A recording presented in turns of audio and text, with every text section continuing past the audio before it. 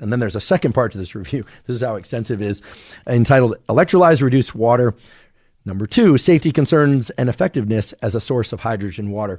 What this review, which we've linked to in the show notes, points to is that all of the health benefits of these different forms of water that you hear about out there, deuterium depleted, hydrogen enriched, etc., all seem to boil down, no pun intended, no boiling included, I should say, to the elevation in hydrogen that translates into, and here's the really meaningful change, the elevation in pH that occurs when you hydrogen enrich water.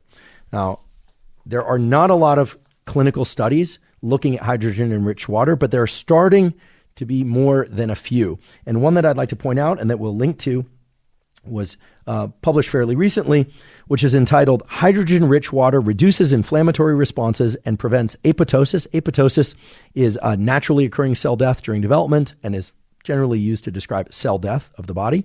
Sometimes this can be good cell death, by the way, removing cells that need to be removed. Again, the title of the paper is Hydrogen-Rich Water Reduces Inflammatory Responses and Prevents Apoptosis of Peripheral Blood Cells in Healthy Adults, a randomized double-blind controlled trial. Now, this paper looked at the effects of drinking 1.5 liters per day of hydrogen-enriched water for a period of 4 weeks.